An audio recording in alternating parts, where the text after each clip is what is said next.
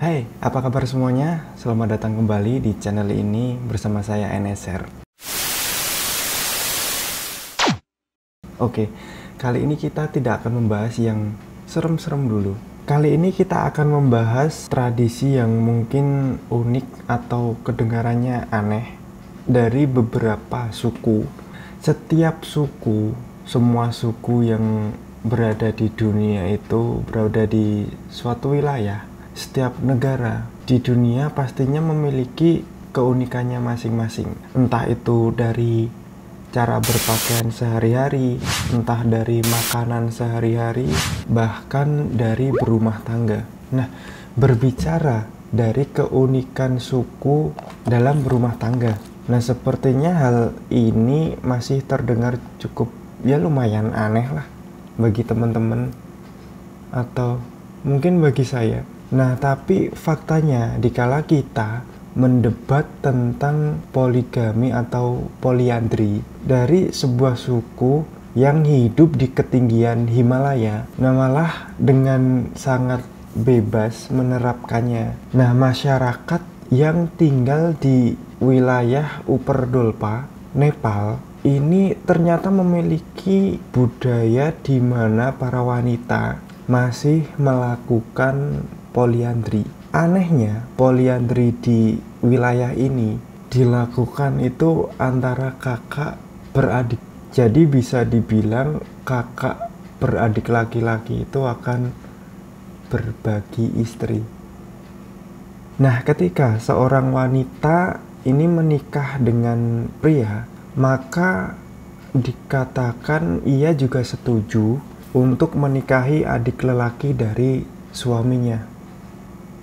Nah, praktik menikahi wanita yang sama antara saudara laki-laki ini telah dilakukan sejak zaman dahulu. Nah, berbagi istri ini pun bisa dibilang sangat memudahkan untuk kehidupan mereka, seperti berbagi persediaan makanan dan seperti berbagi pendapatan. Nah, karena tidak melibatkan anggota keluarga yang lain. Nah, si wanita ini akan mengumpulkan dari penghasilan para suaminya dan mereka pun akan mengendalikan keuangannya.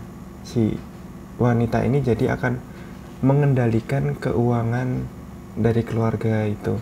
Nah, perkawinan ini biasanya diatur dengan keluarga memilih seorang istri untuk putra tertua mereka dan memberikan kesempatan untuk adik laki-lakinya untuk menikahi wanita tersebut di kemudian hari.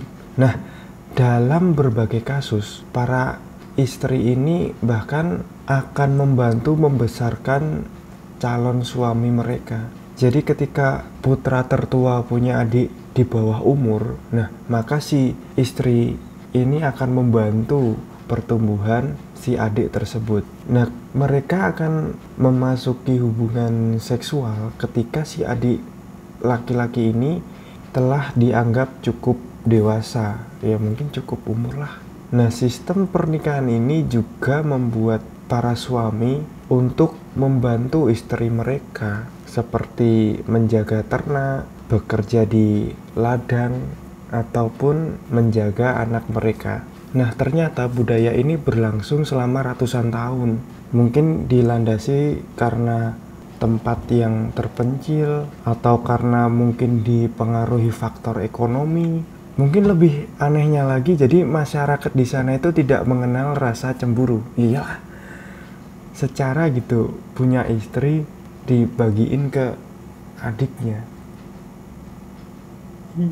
Nah, mungkin nanti dampak yang akan didapat pun jadi si anak ini tidak dapat mengenal ayahnya. Jadi tidak bisa membedakan mana si ayah. Ya mungkin karena telah tinggal bersama sehari-harinya kan, mungkin dia satu rumah, satu wilayah. Nah, jadi mungkin ya wajar lah ketika si anak bingung membedakan mana ayahnya. Nah, jadi serempak si anak-anak ini pun memanggil para suami itu dengan sebutan ayah, bapak, papa, bokap, dedi. Nah, meskipun pada dasarnya faktanya bapak mereka itu hanya satu. Nah, dan yang lain statusnya adalah paman ataupun Pak D, Pak Lek. Nah, namun untuk saat ini sendiri banyak warga di wilayah tersebut itu mulai mengenal cerita cinta di luar, dan yang sangat kontras dengan budaya berbagi mereka. Itulah mengapa penganut budaya tradisi berbagi istri ini sangat menurun, yang tadinya 80% kini menjadi 20%. Padahal masyarakat sebelumnya itu percaya bahwa poliandri bermanfaat untuk tetap menyatukan keluarga di saat hidup semakin keras. Nah, dan bila sebuah keluarga itu memiliki banyak laki-laki, maka keluarga itu akan lebih kuat dan anak-anaknya itu akan mempunyai kesempatan yang lebih baik di masa depannya. Nah, bagi orang-orang modern, yang orang-orang yang mungkin saat ini, mungkin berbagi istri dengan saudara itu adalah hal yang mungkin sangat menakutkan sih. Nah, namun ternyata suku di Himalaya ini memiliki filosofi sendiri. Ya, buktinya pun budaya tersebut berjalan dengan baik. Nah, misalkan kalau teman-teman ada di posisi mereka itu, bagaimana cuy?